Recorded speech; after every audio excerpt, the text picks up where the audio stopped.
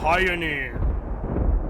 Yo, what's going on guys? EJ here, bringing another Lord of the Rings Rise of War video. Today guys, we're going over a commander guide from Faramir. He's not commonly used as much anymore in 2.0, but I did try him out a little bit, and he's actually quite decent, can do some pretty good physical damage and stuff like that. And he's still quite very good, so we're going to go over on how to build him and stuff like that, his gearing, skills and stats and everything. Yeah, so let's get into it, shall we?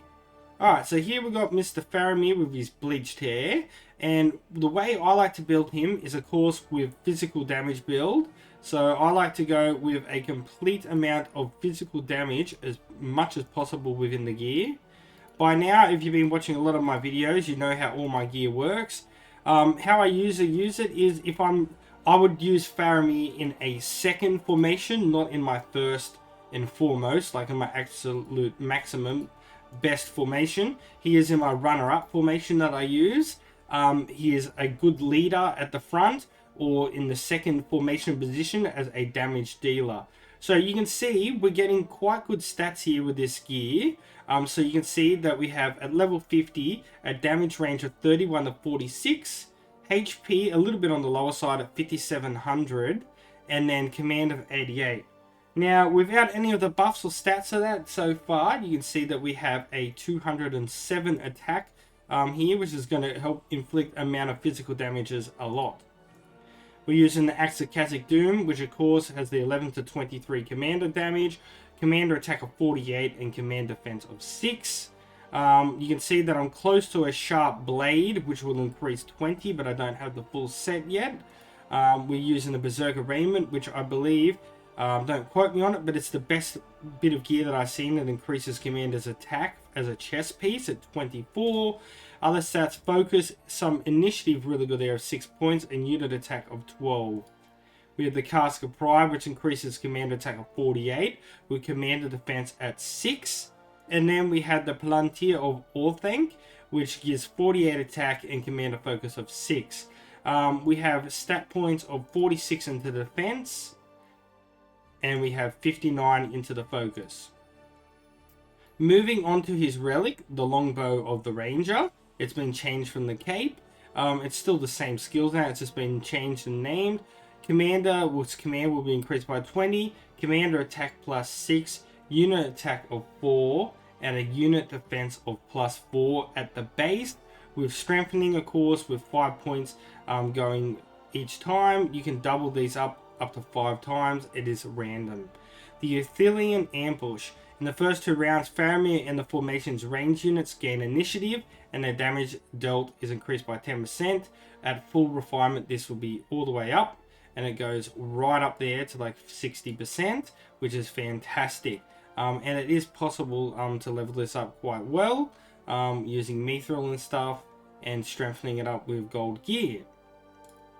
Moving on to his skills. So mine is at level 10. He is capped at the moment. That's why I can't get his relic. So he's here. I don't really use much. It's mostly just for defense. I use him and build him for his skills and stuff like physical damage, which is very good. So we have Rangers, Athelian, and Last Steward here. We do have Guide as well, which for the first 2 rounds, attack of 2 allied formations increases that. So I like to increase Rangers of Athelian first, because this is going to have the skill of attacking before battle first, with a physical damage of 350% to 1 formation. The commander's formation will gain initiative at round 5, and at level 10, the commander's attack will be increased plus 5. I then like to put my points into Last Steward, because this is going to do physical damage to 3 formations, with at level 5 given a 30% chance to deal an additional damage once, and commander initiative once again at level 10.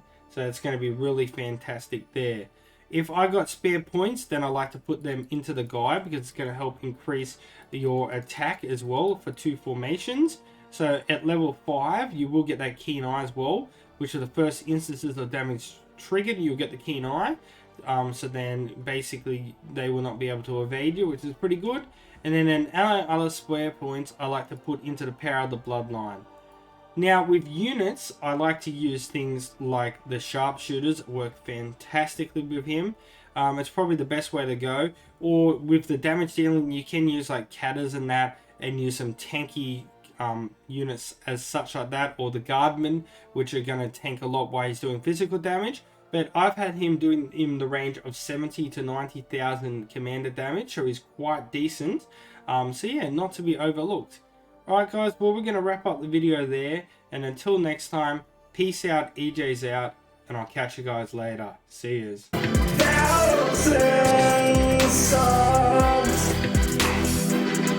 of the EJU army, yeah, you guys are legends to me, so let's keep up this grind. I'll never give up, just like this rhyme.